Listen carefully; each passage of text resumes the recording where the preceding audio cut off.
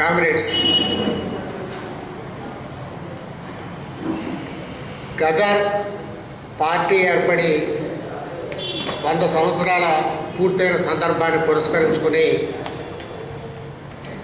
దేశభక్తి ప్రజాతంత్ర ఉద్యమ కామ్రేడ్స్ ఈ సభ పెట్టినందుకు ముందుగా వాళ్ళకి అభినందనలు.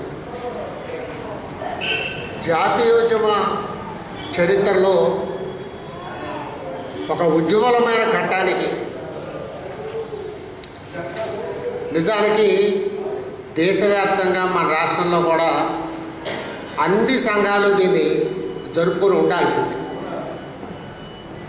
మరి లోపం ఎక్కడుందో కానీ నాకు తెలిసి మరి పీడిఎం తప్ప మిగతా ఏ సంఘము కూడా దీన్ని గుర్తుపెట్టుకోవాలి, మా విప్లవ రచయితల సంఘంతో సహా. ఎందుకంటే ప్రభుత్వానికి గుర్తుండవు, ఇవి అవసరం లేదు కూడా. నిన్న ఉక్కు మనిషి వల్లభాయ్ పటేల్ గుర్తుంచుకున్నారు. యాదృచ్ఛికంగా వల్లభాయ్ పుట్టినరోజును చనిపోయిన ఇందిరాగాంధీని గుర్తుపెట్టుకున్నారు వాళ్ళు. వల్లభాయ్ పటేల్కి 380 అడుగుల ఎత్తు ఉండే విగ్రహ స్థాపనకి నిన్ననే నరేంద్ర మోడీ పూజ కూడా చేశాడు, భూమి పూజ చేశాడు. ఆయన 380 అడుగులు. అమెరికాలో ఉండే స్టాచ్యూ ఆఫ్ లిబర్టీ కంటే కూడా ఎత్తైన విగ్రహాన్ని ఒకదాని కట్టి రికార్డు సృష్టించుకోవడానికి. కాబట్టి వాళ్ళకి దీని అవసరం ఉండదు. కానీ మనం చరిత్ర విద్యార్థులు, మనందరం కూడా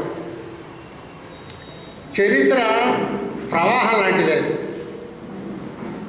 దాంతోపాటు ఒండ్రు మట్టిని, ఖనిజాలని, సారవంతమైన భూముల్ని ఒక ప్రాంతాన్ని నుంచి ఒక ప్రాంతానికి అందిస్తూ దేశాన్ని సస్యశ్యామలం చేస్తుంది సజీవ నదీ ప్రవాహం. చరిత్ర కూడా అలాంటిది.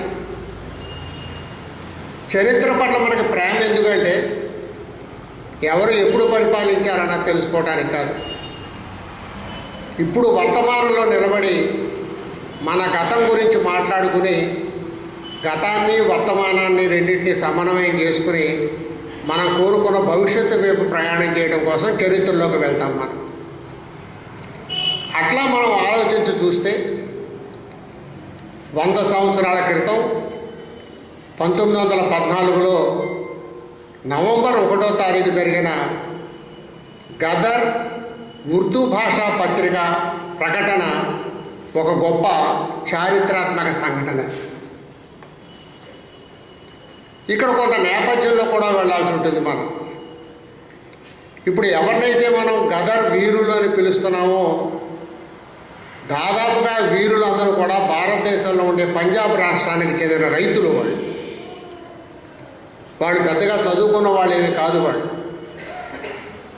ఆనాటికి పంజాబ్ రాష్ట్రంలో పెద్దగా పరిశ్రమలు లేవు, వ్యాపారాలు లేవు. ఉన్నదంతా కూడా వ్యవసాయం మీద ఆధారపడినటువంటి రైతు జీవితాలు. 1914కి పూర్వం నుంచే పంజాబ్లో ఉన్నటువంటి చాలామంది సిక్కు రైతులు, వ్యవసాయ కూలీలు, చిన్న చిన్న వృత్తులు చేసుకునేటువంటి వాళ్ళు, పొట్టకూటి కోసం కొంతమంది, కొద్దిగా తమ జీవన స్థితిని, జీవన స్థాయిని అభివృద్ధి పరుచుకోవాలనే లక్ష్యంతో కొంతమంది ఈ దేశపు తీరాన్ని దాటి, సముద్రాన్ని దాటి ఇతర దేశాలకు వలసపోవటం అనేది జరిగింది. వాళ్ళు పంజాబీలు సహజంగానే ఉద్రేక స్వభావులు, ధైర్య సాహసాలు కలిగిన వాళ్ళు, తెగింపు కలిగినటువంటి జాతి. ఒక్కొక్క జాతికి కొన్ని ప్రత్యేకమైన లక్షణాలు ఉంటాయి. ఆ లక్షణం వాళ్ళలో ఉన్నది పంజాబీలలో. రెండవది, పంజాబీలలో వ్యక్తివాదం కంటే సమిష్టి తత్వం చాలా ఎక్కువ వాళ్ళకి. అది వాళ్ళ మతంలోనే మనం గమనించవచ్చు. సిక్కు గురుద్వారాలు ఉంటాయి. ఆ సిక్కు గురుద్వారాల్లో చాలా సమిష్టి జీవనం అంతా కూడా మనకు కనపడుతుంది. అక్కడ హెచ్చు తగ్గులు మన మతాల్లో ఉన్నట్లుగా కనపడవు సిక్కు మతాల్లో. ఇట్లా చాలామంది ఫిజీ, మలయా ఇలాంటి ప్రాంతాలకు ఎప్పుడో వలస వెళ్ళిపోయారు వాళ్ళు. కొన్ని కుటుంబాలు వలసపోయిన తర్వాత వాళ్ళని మార్గదర్శకంగా తీసుకుని మిగతా వాళ్ళు కూడా వలసపోవడం సహజమే. అయితే ఈసారి పంజాబీ సిక్కులు ఏం చేశారంటే 1914 సంవత్సరాల్లో అమెరికాకి వలసపోవటానికి ప్రయత్నం చేశారు వాళ్ళు. అమెరికాకి పక్కనే సరిహద్దులోనే కెనడా కూడా ఉన్నది. అప్పటికి కెనడా భారతదేశంలాగా బ్రిటిష్ సామ్రాజ్యవాదానికి ఒక వలస దేశం, స్వతంత్ర రాజ్యం కాదు అది కెనడా.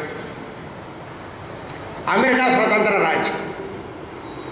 ఈ అమెరికాలో కెనడాలో మాన్యువల్ లేబర్గా, శారీరక శ్రమ చేసేటువంటి కూలీలుగా స్థానికంగా ఉండే ప్రజలు చేయటానికి నిరాకరించినటువంటి పనులు చేసైనా సరే తమ కుటుంబాలను గడుపుకునేటువంటి ఉద్దేశంతో పంజాబీ సిక్కు రైతులు, యువ రైతులు అమెరికాకి కెనడాకి వలసపోవటం అనేది ప్రారంభమైంది.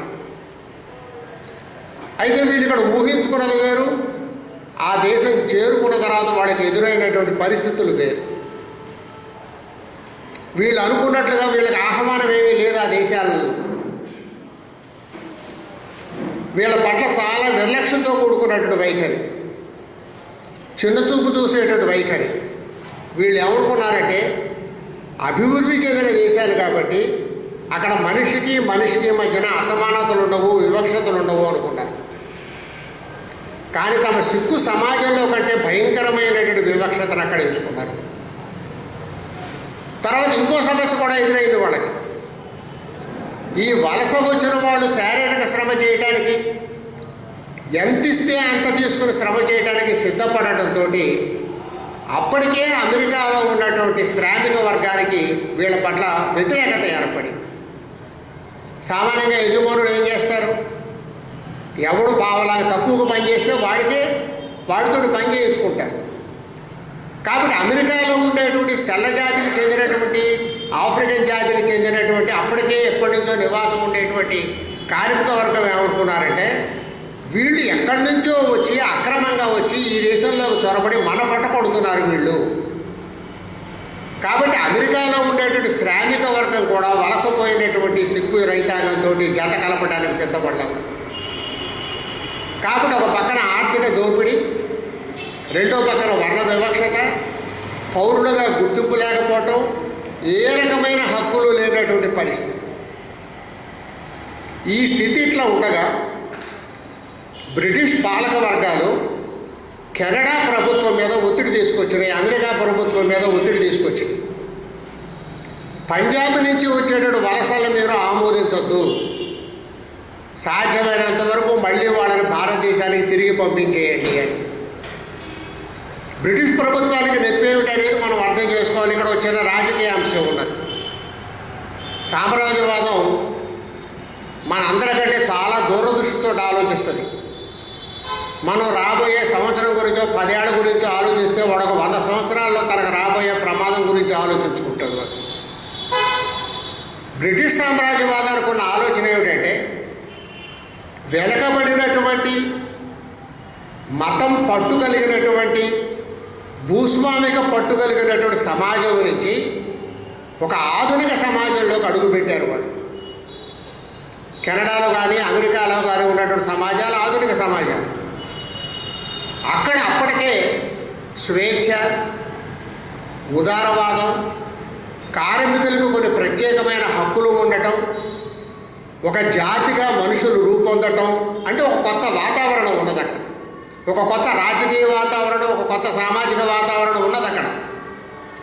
కాబట్టి వలస వెళ్ళినటువంటి పంజాబీ రైతులకి, సిక్కు రైతులకి ఈ కొత్త వాతావరణం చాలా స్వర్గంలాగా కనపడుతుంది. మనిషిని మనిషిగా గుర్తించడం, వీళ్ళని కాదు, వాళ్ళని వాళ్ళు మనుషులుగా గుర్తించుకోవటం, మతపరమైనటువంటి తేడాలు లేకపోవటం, వాళ్ళల్లో వాళ్ళకి వివక్షతలు లేకపోవటం, వాళ్ళు స్వేచ్ఛగా ఉండటం, ఇవన్నీ కూడా వీళ్ళు పంజాబ్లో, భారతదేశంలో చవి చూడనటువంటి విషయాలు. కాబట్టి కొత్త దేశంలో వచ్చినటువంటి వాళ్ళకి జ్ఞానోదయం అయ్యేటువంటి ప్రమాదం ఉన్నది. ఈ స్వేచ్ఛ గురించి, వివక్షత లేకపోవడం గురించి, స్వాతంత్రం గురించినటువంటి భావాలు వాళ్ళ మనస్సుల్లో స్థిరపడితే అవి చాలా ప్రమాదకరమైనటువంటి డైనమైట్ల కంటే ప్రమాదకరమైనవి. వాళ్ళు ఈ భావాలని, బీజాలను తీసుకొచ్చి పంజాబ్లో వెదజల్లితే దీర్ఘదృష్టితో ఆలోచించింది బ్రిటిష్ సామ్రాజ్యవాదం. ఆలోచించి ఎట్టి పరిస్థితుల్లోనూ కూడా భారతదేశం నుంచి కెనడాలో కానీ అమెరికాలో కానీ వలసల్ని ప్రోత్సహించవద్దు. కాబట్టి ప్రభుత్వాలు, కెనడాలో ఉన్నటువంటి ప్రభుత్వం అయితే బ్రిటిష్ సామ్రాజ్యవాదానికి ఉన్నటువంటి ఒక వలస ప్రభుత్వం లాంటిదే. స్వతంత్రమైనటువంటి నిర్ణయాధికారాలు లేవు. అమెరికాలో కూడా స్థానికంగా ఉండే కార్మికుల గురించి వ్యతిరేకత రావడంతో అమెరికన్ ప్రభుత్వం కూడా ఇక్కడి నుంచి పంజాబ్ నుంచి వలస వచ్చినటువంటి సిక్కు రైతాంగం పట్ల నిర్లక్ష్యంతో కూడుకున్నటువంటి వైఖరి, వాళ్ళని ఏదో ఒక రకంగా వెనక్కి పంపించేసేటువంటి వైఖరిని చేపట్టింది. ఈ స్థితిలో అక్కడ ఉండేటువంటి ఈ సిక్కు రైతాంగం అంతా కూడా, రైతాంగంలో ఉండేటువంటి యువకులందరూ కూడా కూర్చుని ఏం చేయాలి, మన పరిస్థితి ఏమిటి? కొన్ని వేల మైళ్ళ దూరం ప్రయాణించి ఇక్కడికి వచ్చేసాం మనం. మళ్ళీ వెనక్కి భారతదేశంలోకి వెళ్ళగలిగితే అక్కడ జీవనం లేదు. కాబట్టి ఏదో ఒక రకంగా ఇక్కడే మనం బతకాల్సినటువంటి అవసరం ఉన్నది. మరి బతకడంలో ఈ దుర్భరమైనటువంటి వివక్షత ఉన్నది, దుర్భరమైనటువంటి నిర్బంధం ఉన్నది. దీని నుంచి మనం బయటపడాలంటే మనం సంఘాలు పెట్టుకోవాల్సినటువంటి అవసరం ఏర్పడింది. అక్కడ ఆ స్థితిలో వాళ్ళకి లాలా హర్దయాళ్ అనేటువంటి నాయకుడు దొరికాడు. లాలా హర్దయాళ్ చదువుకున్నటువంటి విద్యార్థుకునేటువంటి వ్యక్తి. ఆయన అక్కడ విశ్వవిద్యాలయంలో ప్రొఫెసర్గా ఉన్నాడు. ఆయన కూడా పంజాబ్ రాష్ట్రం, పంజాబ్ ప్రాంతానికి చెందినటువంటి వాడు. కాబట్టి వాళ్ళలో వాళ్ళు ఆలోచించుకుని ఏమనుకున్నారంటే, ముందు మనం ఒక పత్రిక, ఒక సంఘం రెండు ఉండాలి మనల్ని మనం కాపాడుకోవాలంటే. అట్లా గదర్ అనేటువంటి పేరు, గదర్ అంటే విప్లవం, తిరుగుబాటు, ఆ అర్థాన్ని సూచించేటువంటి గదర్ పార్టీగా, గదర్ సంఘంగా పెట్టుకున్నారు. గదర్ అనేటువంటి మొట్టమొదటి సంచికని 1913 నవంబర్ 1వ తారీఖున అక్కడ విడుదల చేసుకున్నారు. ఆశ్చర్యం ఏమిటంటే, పంజాబులకి పంజాబీ మాతృభాష వాళ్ళది, కానీ వాళ్ళు చేసుకున్నటువంటి విడుదల చేసినటువంటి మొట్టమొదటి పత్రిక ఉర్దూ భాషా పత్రిక. పంజాబీ స్క్రిప్ట్ని గురుముఖి అంటాం. ఆ గురుముఖి స్క్రిప్ట్లో రాలా పత్రిక, ఉర్దూ పత్రికగా వచ్చింది. అది వచ్చిన 2-3 నెలలకి అదే సంచికను మళ్ళీ వాళ్ళు గురుముఖి స్క్రిప్ట్ తోటి పంజాబీల మాతృభాషతోటి దాన్ని తెచ్చుకున్నారు వాళ్ళు. ఇక అక్కడి నుంచి ప్రయాణం ప్రారంభమైంది. నేను మొత్తం చరిత్ర జోలికి వెళ్ళండి, ఎందుకంటే ఇంకా మాట్లాడాల్సినటువంటి వాళ్ళు ఉన్నారు. ఈ మొత్తం గదర్ పోరాటంలో, గదర్ చరిత్రలో మనం ప్రత్యేకంగా గుర్తుపెట్టుకోవాల్సినటువంటి సంఘటన ఇందాక సుబ్బారావు గారు చెప్పినటువంటి కామాఘాటా మారు అనేటువంటి సంఘటన. అంటే మన జాతీయోద్యమంలో 1920 సహాయ నిరాకరణోద్యమానికి, 1942 క్విట్ ఇండియా ఉద్యమానికి, 1946 బొంబాయి నావికా కార్మికుల తిరుగుబాటుకి ఎంతటి ప్రాధాన్యత ఉన్నదో, ఈ కామాఘాటా మారు అనేటువంటి సంఘటన అంతటి ప్రాధాన్యత, చారిత్రక ప్రాధాన్యత ఉన్నటువంటి సంఘటన. ఏమిటి కామాఘాటా మారు అనేటువంటి పేరు ఏమిటంటే, ఒక ఓడకు ఉన్నటువంటి పేరు, అది ఒక నౌక. అంటే అక్కడ ఏర్పడినటువంటి గదర్ పార్టీ ఏర్పడిన తర్వాత వాళ్ళు మొత్తంగా ప్రపంచవ్యాప్తంగా రాజకీయాలు, చరిత్ర అభ్యాసం చేయడం మొదలుపెట్టారు, చదవటం, అధ్యయనం చేయడం మొదలుపెట్టారు. మొదలుపెట్టి మనం ప్రపంచంలో ఎక్కడికి వెళ్ళినా సామ్రాజ్యవాదం ఉన్నంతకాలము దోపిడీ, వివక్షత ఖచ్చితంగా ఉండి తీరుతాయి. మన దేశంలో దోపిడీ, వివక్ష ఉంది కాబట్టి కడిగి పారిపోయి ఇంకో దేశానికి వెళ్తే ఉపయోగం లేదు. వీటికి కారణమైనటువంటి సామ్రాజ్యవాదానికి వ్యతిరేకంగా పోరాడటం తప్ప మనిషికి మరో మార్గం లేదు. విముక్తిగా ఒక రాజకీయ నిర్ణయానికి వాళ్ళు వచ్చారు. వచ్చి ఈ విప్లవాన్ని మనం ఎక్కడ తీసుకురావాలి? మన దేశం భారతదేశం. కాబట్టి భారతదేశంలో ఉన్నటువంటి బ్రిటిష్ సామ్రాజ్యవాదానికి వ్యతిరేకంగా విప్లవం తీసుకురావాలి. విప్లవానికి మార్గం ఏమిటంటే, వాడు తుపాకులతో మనల్ని అణిచివేస్తున్నాడు కాబట్టి మనం తుపాకులతోటే వాడి మీద తిరుగుబాటు చేయాలి. చాలా సింపుల్ లాజిక్ అది. వాళ్ళేమీ దానికోసం పెద్ద పెద్ద గ్రంథాలు అధ్యయనం చేయలే. కళ్ళ ముందు నడుస్తున్నటువంటి చరిత్రలో నుంచి ఉదాహరణలు తీసుకుని, వాళ్ళ జీవితాలని ఉదాహరణలు తీసుకుని, దాంట్లో నుంచి శత్రువు చేతిలో తుపాకీ ఉంటే మన చేతుల్లో కూడా తుపాకీ ఉండాలనేటువంటి ఒక కామన్ సెన్స్తో కూడినటువంటి ఒక నిర్ణయానికి ఇచ్చారు. కాబట్టి మనం తుపాకులు తీసుకుని బ్రిటిష్ సామ్రాజ్యవాదం మీద పోరాటం చేయాలి. కాబట్టి పోరాటం చేయడం కోసం కావాల్సినటువంటి నిధులు సమకూర్చుకునేటువంటి పనిలో పడ్డారు. అట్లానే తుపాకులు ప్రయోగించడానికి సంబంధించినటువంటి రహస్య శిక్షణ తీసుకున్నారు వాళ్ళు కెనడాలో.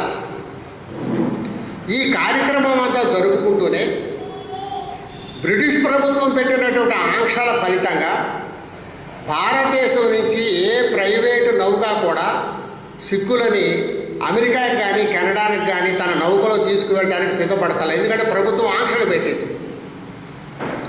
అందుకని వాళ్ళు ఏం చేశారంటే కొంతమంది సిక్కు వ్యాపారస్తులు, దేశభక్తియుతులైనటువంటి వ్యాపారస్తులు వాళ్ళే డబ్బు పెట్టుకుని ఈ కామాఘాటా మారు అనేటువంటి పేరు కలిగినటువంటి ఓడలు ఒకదాన్ని అద్దెకు తీసుకున్నారు.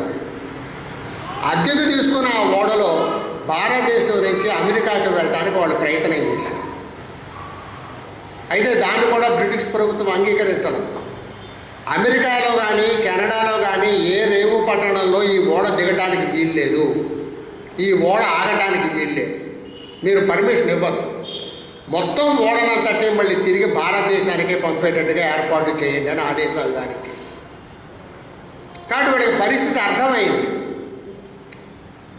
బ్రిటిష్ ప్రభుత్వం ఆదేశాలు ధిక్కరించి మనం వెళ్ళాం కాబట్టి మనల్ని ఏదో చేయడం కోసమే మనల్ని అమెరికాలోకి కానీ కెనడాలోకి కానీ అడుగు పెట్టకుండా వెనక్కి రమ్మని చెప్తున్నది బ్రిటిష్ ప్రభుత్వం. మనల్ని వెనక్కి బలవంతంగా పంపించేయమంటున్నది. కాబట్టి మనం భారతదేశంలోకి వెళ్ళడం అనేది తప్పనిసరి. వెళ్ళిన తర్వాత చావో బతుకో తేల్చుకోక తప్పదు. మనకి వేరే మార్గం లేదు, ఇంకా గత్యంతరం లేదు. మనకి పోరాటం చేయడంలో వేరే మార్గం లేదు. అక్కడి నుంచి రకరకాల పద్ధతుల్లో వాళ్ళ ఆలోచనలు చేసుకుంటూ ఆ రోజుల్లో ఓడలో ప్రయాణం చేయడం అంటే చాలా రోజులు పట్టేది. వాళ్ళు కలకత్తాలో ఉన్నటువంటి హుగ్లీ రేవు పట్టణం చేరుకున్నారు. హుగ్లీ రేవు పట్టణం చేరుకున్న తర్వాత లోపల ఉండేటువంటి ఆ 300-400 మంది సిక్కు రైతాంగానికి స్థానికంగా ఉండే బ్రిటిష్ ప్రభుత్వం చేసినటువంటి హెచ్చరిక ఏమిటంటే, మీరందరూ భారత ప్రభుత్వానికి లొంగిపోతున్నాము అని ప్రకటించి మీ దగ్గర ఉండేటువంటి ఆయుధాలన్నీ మాకు అప్పచెప్తే తప్ప మీరు దిగి కలకత్తా నగరంలోకి ప్రవేశించడానికి అవకాశం లేదు. దీని మీద చాలా తర్జనభర్జనలు జరిగినాయి. లోపల చివరికి తెగించి పోరాటం చేయడానికి కొంతమంది సిద్ధపడి తుపాకీ కాల్పులు జరుపుకుంటూ బయటకు వచ్చారు. ప్రభుత్వం చాలామందిని అరెస్ట్ చేసింది. ఆ కామాఘాటా మారు సందర్భంలోనే దాదాపు 23కి ఉరిశిక్ష వేశారు.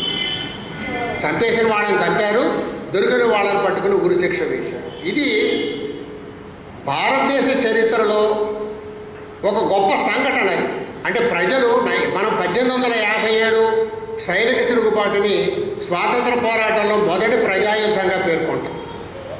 1857 తర్వాత జరిగినటువంటి ఒక సాయుధ ప్రతిస్పందన లేకపోతే ఒక సాయుధ ప్రతీకార తిరుగుబాటు కామాఘాటా మారు సంఘటన సందర్భంగా కలకత్తాలో ఉండేటువంటి హుగ్లీ రేవు పట్టణంలో జరిగింది. వీళ్ళు ఈ గదర్ పార్టీకి ఉన్నటువంటి ఒక ప్రత్యేకమైనటువంటి అంశం ఏంటంటే, వాళ్ళ విప్లవ పోరాటాలు వాళ్ళ త్యాగాలు కాకుండా కూడా మనం ప్రత్యేకంగా గమనించాల్సింది ఏంటంటే, వీళ్ళు పంజాబీలు, మతరీత్యా సిక్కులు. కానీ గదర్ పార్టీ కానీ గదర్ ఉద్యమం కానీ మతతత్వాన్ని, భాషాతత్వాన్ని, ప్రాంతీయతత్వాన్ని ఎప్పుడూ ఎక్కడా కూడా వాళ్ళు ప్రబోధించలేదు. గదర్ పార్టీ మేనిఫెస్టోలోనే, గదర్ పార్టీ ప్రణాళికలోనే, ఆ పత్రికల్లోనే వాళ్ళు రాసుకున్నారు, మేము పుట్టుకరీత్యా ఏదైనప్పటికీ మేము భారతీయులు, మేము సిక్కులం కాదు, మా మతం సిక్కు మతం కాదు, మేము కేవలం పంజాబీలం మాత్రమే కాదు, మేము పుట్టుకరీత్యా పంజాబీలం అయినప్పటికీ సిక్కు మతాన్ని తీసుకున్నటువంటి తల్లిదండ్రులకు మేము పుట్టినప్పటికీ మేము భారతీయులం. వాళ్ళు ఇచ్చినటువంటి నినాదంలో కూడా మత చిహ్నాలు ఎక్కడా లేవు. మామూలుగా అల్లాహు అక్బర్ అనే ఒక పోరాట నినాదం ఉంటుంది, లేదు. ఇప్పుడైతే జై శ్రీరామ్ అనేది ఒక పెద్ద ఉద్యమ నినాదంగా వచ్చింది. నిజానికి వాళ్ళు సిక్కులైతే వాళ్ళు ఇవ్వాల్సినటువంటిది సత్ శ్రీకాంత్ అనేటువంటి ఒక నినాదం ఇవ్వాలి. అది ఇవ్వలేదు. వాళ్ళు ఉద్యమంలో వాళ్ళు ఇచ్చినటువంటి నినాదం వందే మాతరం నినాదం ఇచ్చారు. అప్పటికే 1905లో బెంగాల్ విభజనకు వ్యతిరేకంగా మొట్టమొదటిసారిగా పెద్ద ఎత్తున బెంగాల్లో ఉండేటువంటి ప్రజలు రోడ్ల మీదకి వచ్చారు. చాలా వీరోచితమైనటువంటి పోరాటం జరిగింది. ఆ పోరాటంలో బంకించంద్ర చటర్జీ నవల్లో నుంచి తీసుకున్నట్టు నినాదం వందే మాతరం, దీన్ని స్ఫూర్తిగా తీసుకున్నది గదర్ ఉద్యమం. అంటే ఒక ఉద్యమం చరిత్రలో నిలబడిపోవటం అనేది అది సాధించిన విజయాలను బట్టో అది సాధించిన పొందినటువంటి వైఫల్యాలను బట్టో మనం నిర్ణయించడానికి వీలు లేదు. గదర్ పార్టీ వైఫల్యం చెందింది, గదర్ తిరుగుబాటు వైఫల్యం చెందింది. అయినా ఈ రోజున గదర్ విప్లవం గురించి మనం ఎందుకు మాట్లాడుతూ ఉన్నామంటే, ఏ ఉద్యమమైనా సరే అది ఉద్యమ క్రమంలో కొన్ని విలువల్ని సృష్టించగలగాలి, కొన్ని వాల్యూస్ని తయారు చేయాలి. ఆ విలువల్ని తన కార్యకర్తలకి, తన కార్యకర్తల ద్వారా ప్రజలందరిలోకి కూడా ప్రవహింపజేయాలి. అట్లా విలువలతో కూడినటువంటి ఒక కొత్త జీవితాన్ని, ఉన్నతమైనటువంటి జీవితాన్ని అందించగలిగినటువంటి ఉద్యమాలే ప్రజల మనసులో సజీవంగా ఉండేటువంటి ఉద్యమాలు. గదర్ ఉద్యమం కూడా అలాంటి గొప్ప ఉద్యమం. మొట్టమొదటి వాల్యూ ఏమిటంటే వాళ్ళు చెప్పేది మతం లేదు మాకు, మేము లౌకికవాదం. భారతదేశంలో ఉండే ప్రజలు ఎవరైనా సరే అందరి ప్రజలకే ఒక ఉమ్మడి శత్రువు ఉన్నాడు, బ్రిటిష్ సామ్రాజ్యవాదం. కాబట్టి మాకు ప్రాంతీయత లేదు, మాతృభాష అనేటువంటి సంకుచితమైనటువంటి పరిధి లేదు, జాతి అనేటువంటి హ్రస్వ దృష్టి లేదు, మతం అనేటువంటి సంకుచితమైనటువంటి పరిధి లేదు. చాలా విశాల దృక్పథంతో గదర్ పార్టీ పత్రికల్లో వ్యాసాలు రాసుకున్నారు. వాళ్ళు రాసినటువంటి పొయిట్రీలో కూడా, వాళ్ళ పత్రికలో అచ్చు చేసినటువంటి పొయిట్రీలో ఉండేటువంటి కొన్ని చరణాలు చూస్తే కూడా అది ఎంత విశాలమైనటువంటి దృక్పథంతో పనిచేసిందో మనకు అర్థమవుతుంది.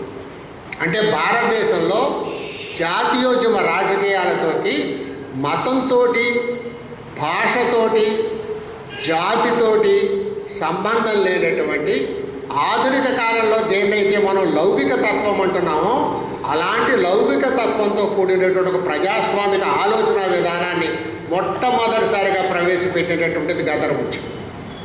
అది గదర్ ఉద్యమం సాధించినటువంటి గొప్ప విజయం. అది రెండోది స్వేచ్ఛ, వివక్షతలు లేని సమసమాజం. మనం గుర్తుంచుకోవాల్సిందే, గదర్ ఉద్యమం నాటికి భారతదేశంలో కమ్యూనిస్టు పార్టీ ఏర్పాటు కాదు. ఇదంతా ఎప్పుడు జరిగిపోయింది? 1910 నుంచి 1915 మొదటి ప్రపంచ యుద్ధ కాలంలో జరిగిపోయినటువంటి సంఘటన ఇది. అప్పటికే వాళ్ళు అమెరికాలో, కెనడాలో ఉండేటువంటి ఆ పాశ్చాత్య సమాజాల నుంచి తీసుకున్నటువంటి నూతన భావాలు బలంగా నాటుకుపోయి మనుషులకి స్వేచ్ఛ ఉండాలి, మనుషులకి హక్కులు ఉండాలి, ఒకళ్ళ మీద మరొకళ్ళ పెత్తనం కానీ, అణచివేత కానీ, దోపిడీ కానీ ఉండటానికి అవకాశం లేదు, అవకాశాలు అందరికీ సమానంగా దొరకాలి.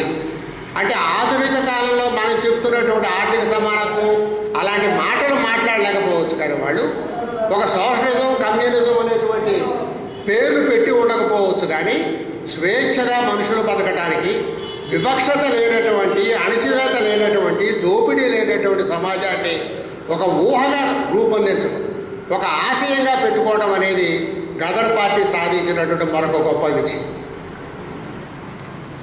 మూడవది సామ్రాజ్యవాదానికి వ్యతిరేకంగా జరిగేటువంటి పోరాటం ఏదో ఒక దేశానికి మాత్రమే పరిమితమయ్యేటువంటి పోరాటం కాదు, ఇది ఒక అంతర్జాతీయ పోరాటం.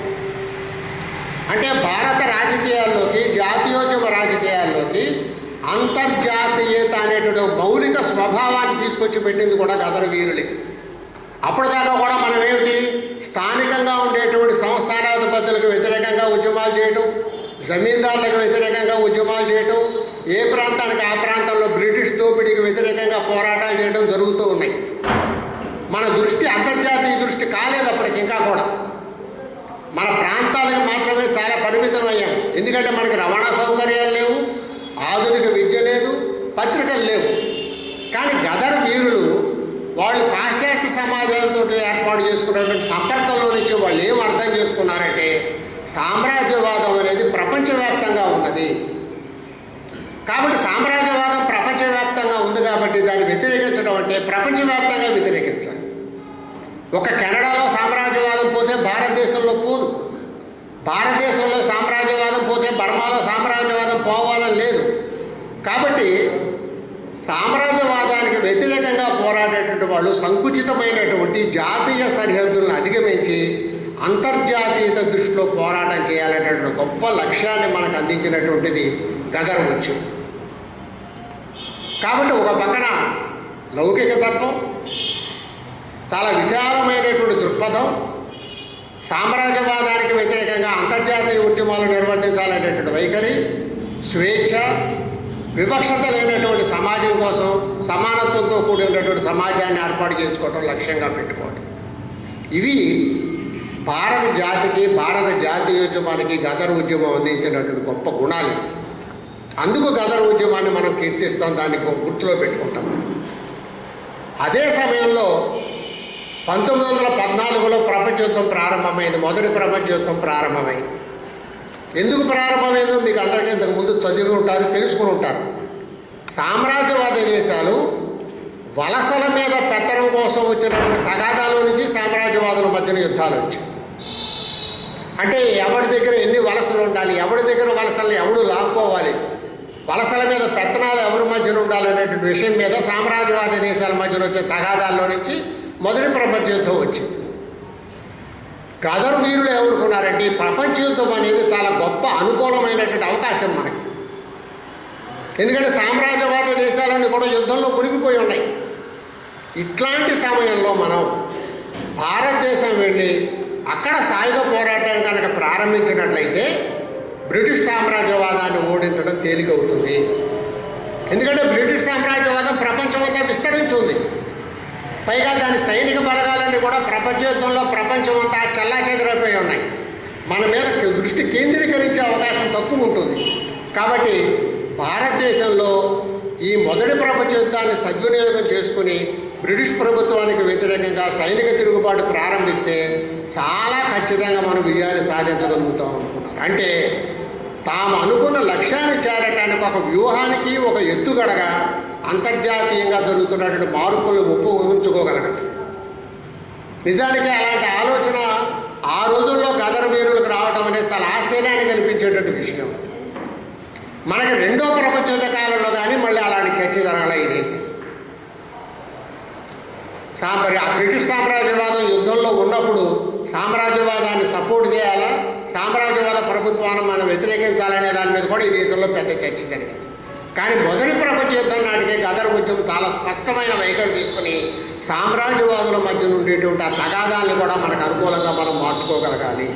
అంటే వర్తమానంలో నడుస్తున్నటువంటి చరిత్రలో భాగంగా కొనసాగుతున్నటువంటి విప్లవోద్యమానికి ఎలాంటి ఒక ఎత్తుగడ, ఒక వ్యూహము, ఒక అంతర్జాతీయ దృక్పథము, విశాల దృక్పథము, కలుపుకొచ్చేటువంటి ఐక్య సంఘటన ఉన్నాయో ఇవన్నీ బీజ రూపంలో మీకు గదర్ ఉద్యమంలో కనపడతాయి. అందుకు ఆ 100 సంవత్సరాల నాడు జరిగినటువంటి గదర్ ఉద్యమంలో మన తాలూకు బీజాలు మనం చూసుకునేటువంటి అవకాశం ఉన్నది. కాబట్టి మనం దాన్ని గుర్తుపెట్టుకోవాలి. అయితే సహజంగానే పరిస్థితులు ఎంత అనుకూలంగా ఉన్నా, బయట పరిస్థితులు అనుకూలంగా ఉన్నా ఒక్కోసారి సబ్జెక్టివ్ కండిషన్స్ అనుకూలంగా ఉండవు. వాళ్ళు ఏమనుకున్నారంటే ప్రజలు ఇంత దుర్భరమైనటువంటి దారిద్ర్యాన్ని, దుర్భరమైనటువంటి పేదరికాన్ని, దుర్భరమైనటువంటి నిరంకుశత్వాన్ని అనుభవిస్తున్నారు. కాబట్టి మనం ఒకసారి పోరాట పిలుపు ఇవ్వగానే ప్రజలు బగ్గున మండుతారు అనుకున్నారు.